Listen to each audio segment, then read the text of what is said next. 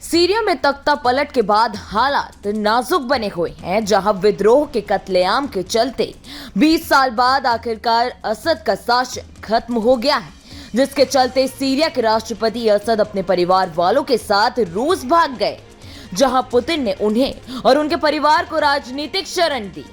हालांकि खबरें ऐसी भी थी कि असद के शासन के खत्म होते ही सीरिया में लोग जश्न मना रहे हैं, खुद को आजाद बता रहे हैं और सड़कों पर जश्न मनाते हुए नजर आ रहे हैं। तो वही खबरें ऐसी भी हैं कि असद के देश छोड़ते ही अमेरिका ने सीरिया पर घातक एयर स्ट्राइक की, जिसके साथ ही इजराइल को भी सीरिया पर कब्जा करने का मौका मिल चुका है। जी हां, दरअसल इजराइल ने बीती रात सीरिया पर बड़ा हमला किया है। आईडीएफ सीरिया में काफी अंदर तक घुस गया है। तो वही कहना गलत नहीं होगा कि सीरिया में असद शासन के खत्म होते ही इजराइल ने अब बड़ा एक्शन शुरू कर दिया है। इजराइल ने पूरे सीरिया में सैन्य ठिकानों पर हवाई हमला किया।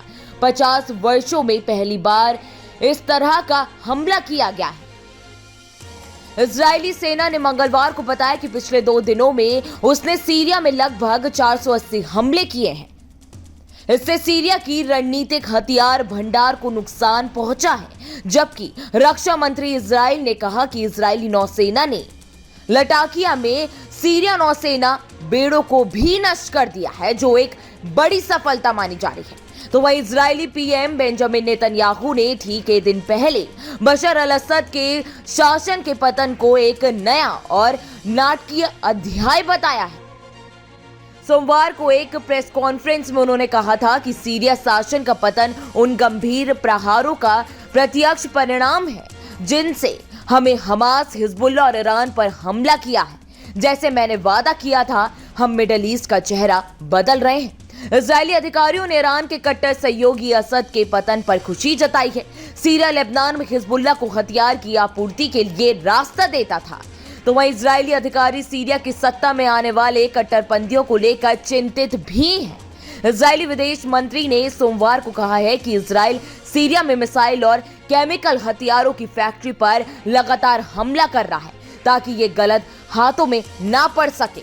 विदेश मंत्री ने आगे कहा कि भविष्य में क्या होगा इसे लेकर कुछ कहा नहीं जा सकता, लेकिन इजराइल की सुरक्षा के लिए सभी आवश्यक कदम आखिरकार उठाए ही जाएंगे। तो वहीं आपको बता दें कि इजराइल की ओर से 480 हमलों में से लगभग 350 फाइटर जेट से किए गए हैं। तो वहीं मिसाइलों, ड्रोन, लड़ाकू जेट, टैंक और हथियार उत्पादन स्थलों को निशाना बनाकर ये अहम हमला किया गया।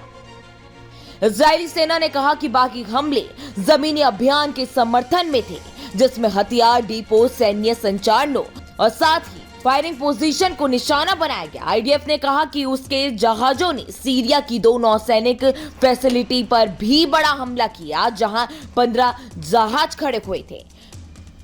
तो बहरहाल इस वीडियो में इतना ही। देश दुनिया की तमाम बड़ी खबरों के लिए आप हमारे साथ बने रहें और देखते रहें न्यूज नेशन।